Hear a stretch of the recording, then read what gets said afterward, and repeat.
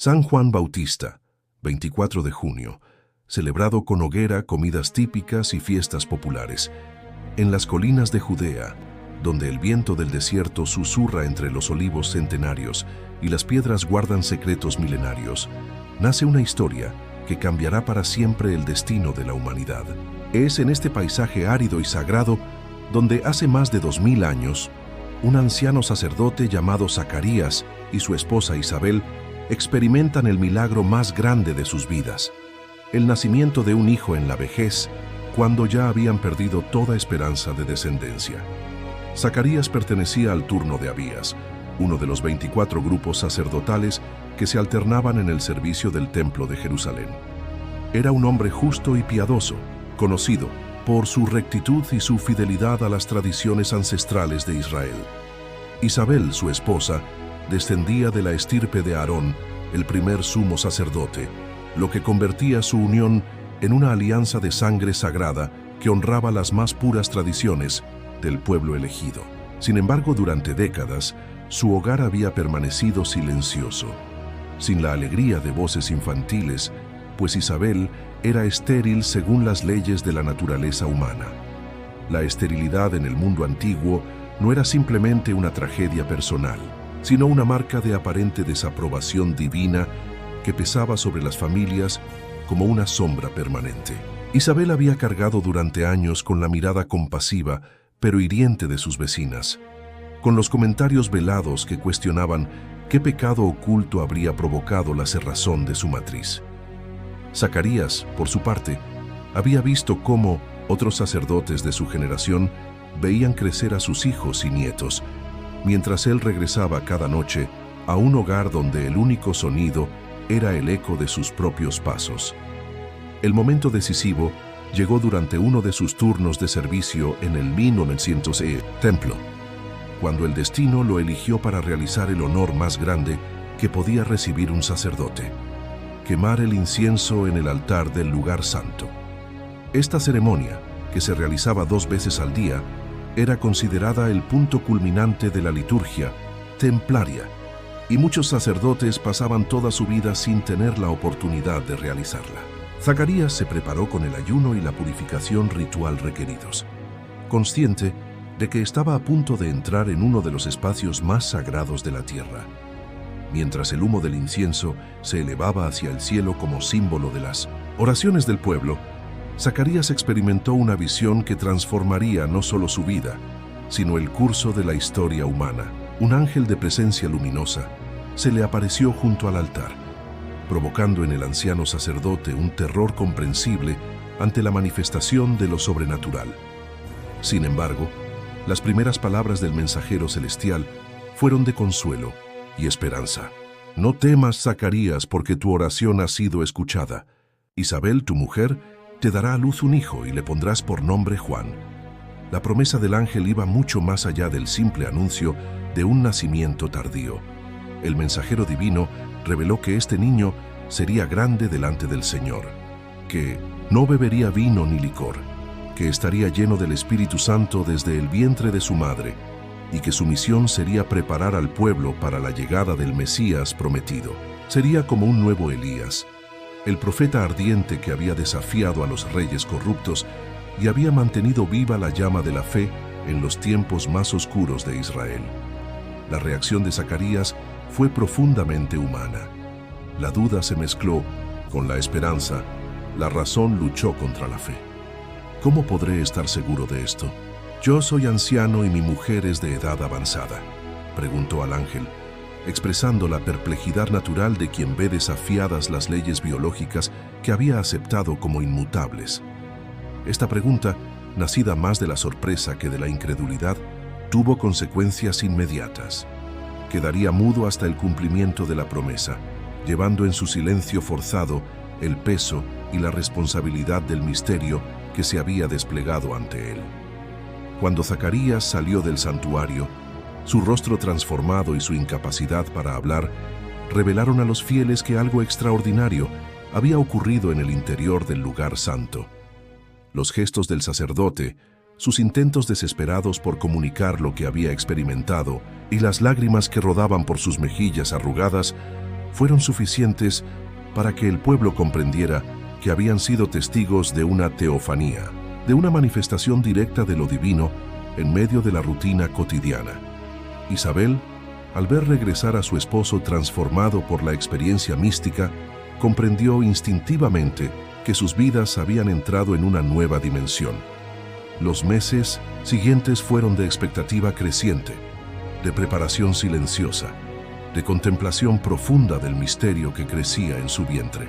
La anciana mujer experimentó no solo los cambios físicos del embarazo, sino también una transformación espiritual que la preparaba para ser la madre del precursor del Mesías. Durante estos meses de gestación, Isabel recibió una visita que confirmaría definitivamente el carácter sagrado de su embarazo. María de Nazaret, su joven prima, llegó presurosa desde Galilea, llevando en su propio vientre al Hijo del Altísimo. El encuentro entre las dos mujeres embarazadas se convirtió en una escena de reconocimiento mutuo y de alabanza profética que ha sido cantada por generaciones de cristianos en todo el mundo. Cuando María saludó a Isabel, el niño que ésta llevaba en su vientre saltó de gozo, reconociendo místicamente la presencia de su Señor. Isabel, llena del Espíritu Santo, prorrumpió en palabras proféticas que proclamaron la bendición de María y la grandeza del fruto de su vientre. Este episodio, conocido como la Visitación, estableció desde antes del nacimiento la relación especial que existiría entre Juan y Jesús. El precursor reconociendo al Mesías, el siervo honrando al Señor, el amigo del esposo preparando la llegada del esposo. El nacimiento de Juan se produjo en el tiempo anunciado por el ángel, llenando de alegría no solo a sus padres ancianos, sino a toda la región circundante. Los vecinos y parientes se congregaron para celebrar este milagro evidente. Una mujer estéril que da a luz en la vejez no podía ser sino obra directa de la providencia divina. La circuncisión del niño, realizada al 8º día según la ley mosaica, se convirtió en una ceremonia especialmente solemne donde se manifestó nuevamente el carácter extraordinario de esta criatura. Cuando llegó el momento de imponer el nombre al niño, los familiares asumieron naturalmente que llevaría el nombre de su padre Zacarías, siguiendo la costumbre ancestral que perpetuaba los nombres familiares de generación en generación. Sin embargo, Isabel intervino con firmeza inesperada. No, se llamará Juan. Esta decisión provocó sorpresa y debate entre los presentes, pues nadie en la familia llevaba ese nombre y parecía romper con la tradición establecida. Recurrieron entonces a Zacarías, que había permanecido mudo durante todos estos meses. El anciano sacerdote pidió una tablilla de escribir y trazó con mano firme las palabras que sorprendieron a todos. Juan es su nombre. En ese mismo instante, como había profetizado el ángel, su lengua se desató y su boca se abrió, prorrumpiendo en alabanzas a Dios y entonando el cántico profético conocido como el Benedictus, que proclamaba la proximidad de la salvación y la misión especial de su Hijo como precursor del Mesías. El niño Juan creció en las soledades del desierto de Judea, lejos del bullicio de las ciudades y de las corruptelas del poder político y religioso de su tiempo. Su infancia y juventud transcurrieron en un ambiente de oración, contemplación y preparación espiritual que lo forjó como un hombre de carácter inquebrantable y de fe ardiente.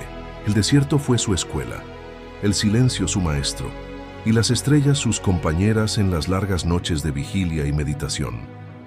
Cuando Juan alcanzó la edad adulta, hacia los 30 años, comenzó su ministerio público con una fuerza y una originalidad que impactaron profundamente a sus contemporáneos. Su predicación no tenía lugar en las sinagogas establecidas, ni seguía los métodos tradicionales de los escribas y fariseos. En cambio, eligió las orillas del río Jordán como su púlpito y el bautismo de inmersión como el signo visible de la conversión interior que predicaba. Su mensaje era directo, sin concesiones, profundamente desafiante. Convertíos, porque se acerca el reino de los cielos. No era una invitación suave a una mejora gradual de costumbres, sino un llamado urgente a una transformación radical de vida. Juan denunciaba sin miedo los pecados de su tiempo, la injusticia social, la corrupción de los poderosos, la hipocresía religiosa, la dureza de corazón que impedía reconocer la proximidad de Dios.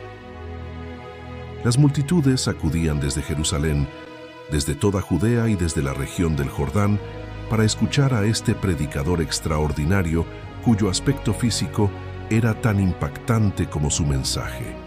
Vestía una túnica de pelo de camello ceñida con un cinturón de cuero, y su alimentación consistía en langostas y miel silvestre, signos de una austeridad extrema que daba credibilidad a sus palabras. Su rostro curtido por el sol del desierto, sus ojos ardientes de fervor profético y su voz potente que resonaba sobre las aguas del Jordán creaban una presencia imponente que nadie podía ignorar.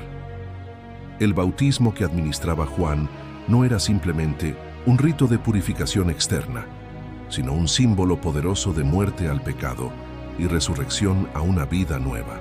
Los penitentes descendían hasta las aguas del río, confesaban públicamente sus pecados y eran sumergidos completamente como signo de su voluntad de abandonar su vida anterior y comenzar un camino de rectitud y justicia. Entre los que acudieron a recibir el bautismo de Juan se encontraba Jesús de Nazaret, su primo según la carne, pero infinitamente superior según el Espíritu. Este encuentro en las aguas del Jordán marcó el momento culminante de la misión de Juan como precursor y el inicio oficial del ministerio público de Jesús. Cuando Juan vio acercarse a Jesús, reconoció inmediatamente su dignidad divina y protestó: «Yo necesito ser bautizado por ti, ¿y tú vienes a mí?».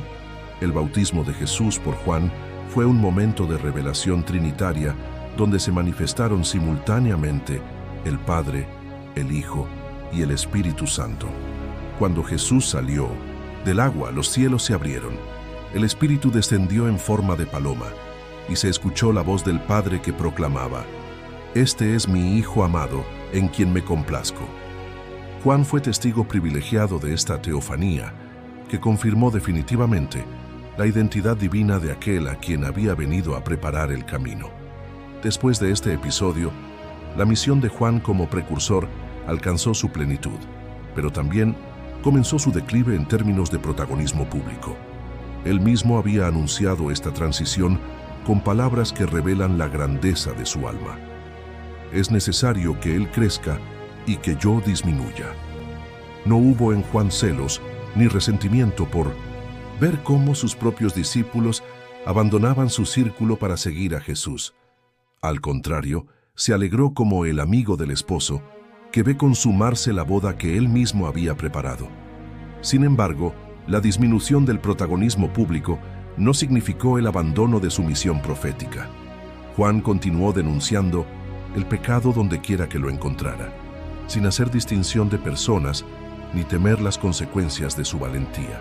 Fue precisamente esta integridad moral la que lo llevó al enfrentamiento final con Herodes Antipas, el tetrarca de Galilea, cuya vida disoluta se había convertido en escándalo público. Herodes había repudiado a su esposa legítima para casarse con Herodías, la mujer de su hermano Filipo, violando abiertamente la ley mosaica que prohibía tales uniones. Juan denunció públicamente esta situación con la misma franqueza con que había criticado otros pecados, declarando: «No te es lícito tener la mujer de tu hermano».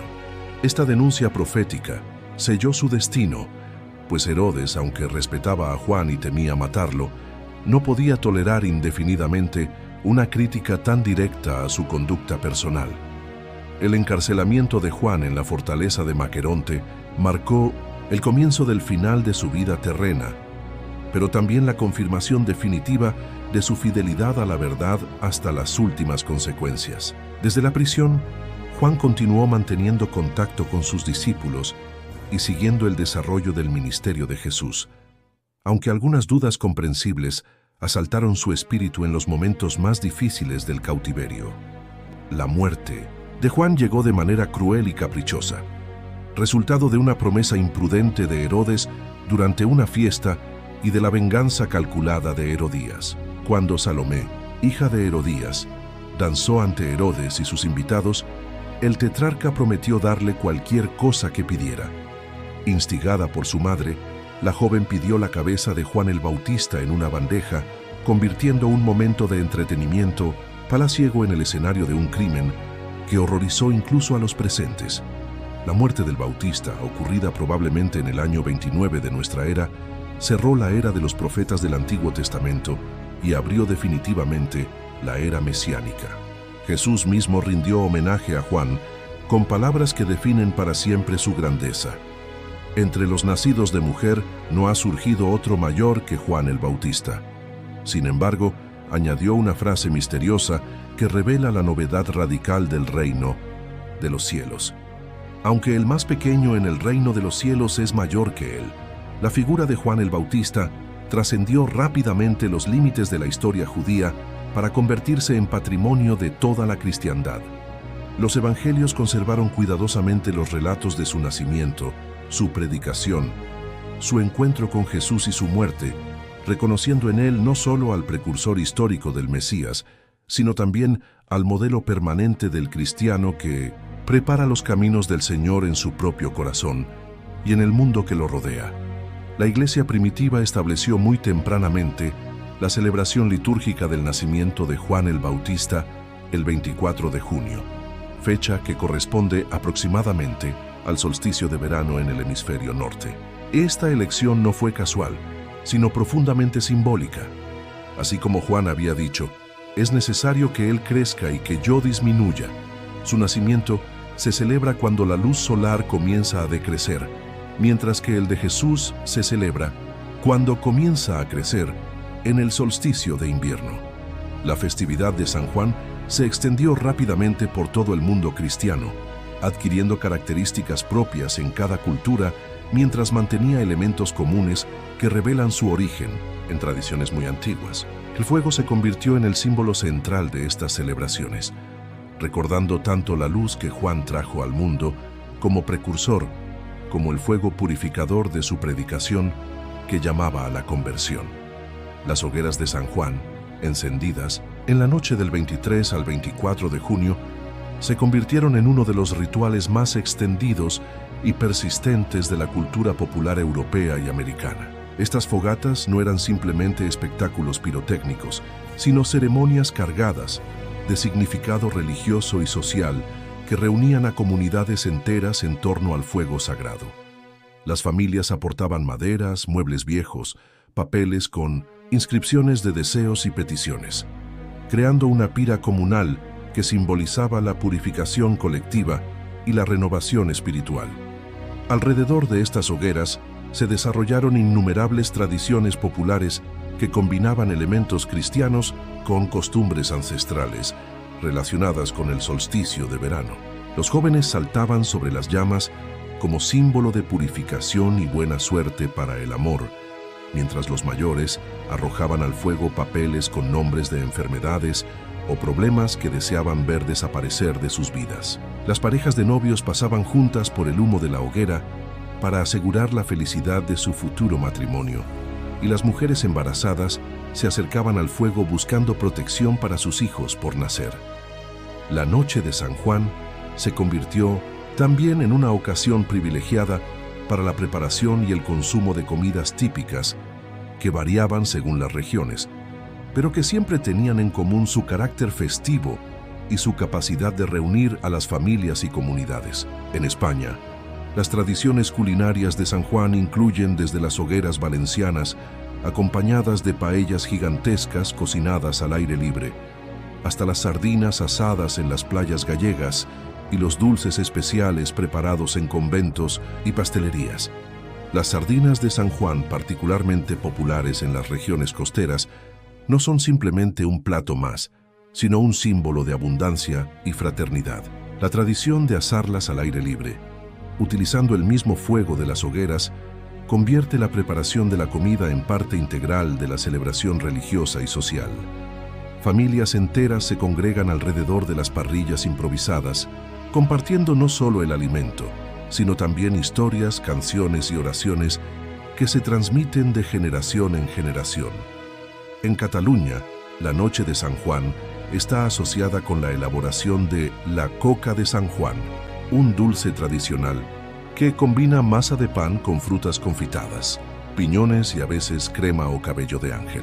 La preparación de estas cocas se inicia días antes de la festividad, convirtiéndose en una actividad familiar donde las recetas secretas pasan de madres a hijas y donde cada familia aporta su toque personal a la tradición común.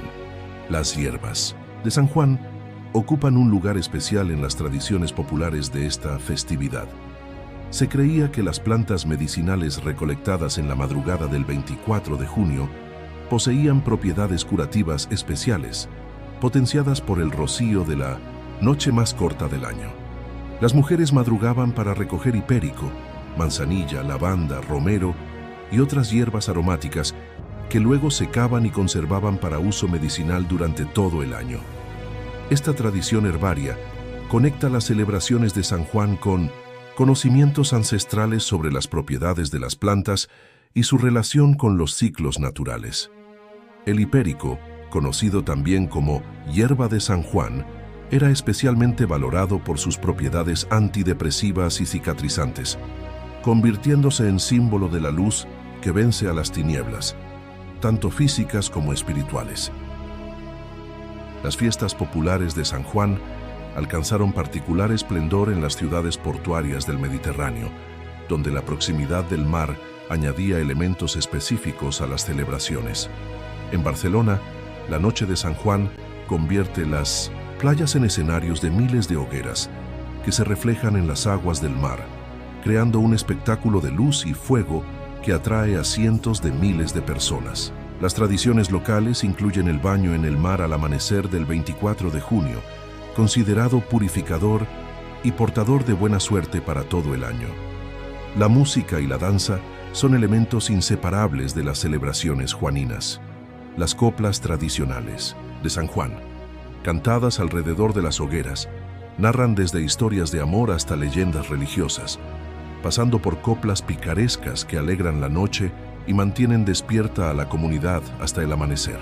Los bailes populares, adaptados a cada región, permiten la participación de todas las edades y condiciones sociales, convirtiendo la festividad en una verdadera democratización de la alegría. En América Latina, las tradiciones de San Juan adquirieron matices propios que combinan los elementos europeos con influencias indígenas y africanas. En Brasil, las fiestas juninas son algunas de las celebraciones más importantes del calendario popular, caracterizadas por las cuadrillas, bailes colectivos que recrean bodas campesinas llenas de humor y tradición.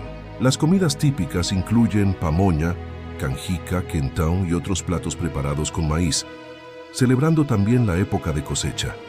En Puerto Rico, las fiestas de San Juan Bautista, santo patrón de la isla, combinan procesiones religiosas con celebraciones paganas que incluyen el famoso ritual de caminar hacia atrás hasta el mar a medianoche, sumergirse 3 veces para purificarse y pedir deseos para el año venidero.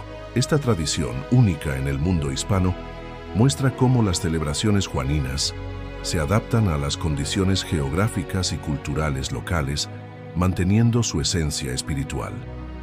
Las tradiciones de San Juan también desarrollaron aspectos adivinatorios que conectan la festividad con la búsqueda humana de conocimiento sobre el futuro. Las jóvenes solteras practicaban diversos rituales para conocer la identidad de sus futuros esposos. Arrojaban flores al agua, observando la dirección que tomaban. Miraban reflejos en espejos colocados estratégicamente, o realizaban complicados rituales con huevos y agua que supuestamente revelaban el nombre del amado. Estas prácticas adivinatorias, aunque posteriormente desalentadas por la Iglesia, revelan la profunda conexión que las tradiciones populares establecían entre lo sagrado y lo cotidiano, entre la fe religiosa y las preocupaciones humanas más elementales. San Juan el Bautista, el profeta que anunció la venida del Mesías, se convertía también en intercesor para los asuntos del corazón y las inquietudes domésticas de sus devotos. La persistencia de las tradiciones juaninas a través de los siglos demuestra la capacidad de adaptación de las celebraciones religiosas populares que logran mantener su esencia espiritual mientras incorporan elementos culturales diversos. Las hogueras de San Juan siguen encendiéndose cada 24 de junio en miles de comunidades alrededor del mundo, manteniendo viva la memoria del precursor y alimentando la esperanza de renovación que su figura representa. En el siglo XXI, las celebraciones de San Juan enfrentan los desafíos de la modernización y la urbanización, pero también encuentran nuevas formas de expresión que respetan la tradición mientras se adaptan a las realidades contemporáneas. Las hogueras urbanas, reguladas por las autoridades municipales por razones de seguridad, mantienen su carácter comunitario y su simbolismo purificador, mientras que las comidas típicas encuentran nuevos espacios en restaurantes y festivales gastronómicos que valorizan el patrimonio culinario tradicional. La figura de San Juan el Bautista, celebrada cada 24 de junio con fuego, comida y fiesta, continúa ofreciendo a las sociedades contemporáneas un modelo de coherencia entre fe y vida, entre palabra y acción, entre anuncio profético y compromiso personal. Las llamas que se encienden en su honor no solo iluminan la noche más corta del año, sino que simbolizan la luz de la esperanza que cada generación debe transmitir a la siguiente, preparando siempre los caminos del Señor en el corazón humano y en la historia del mundo.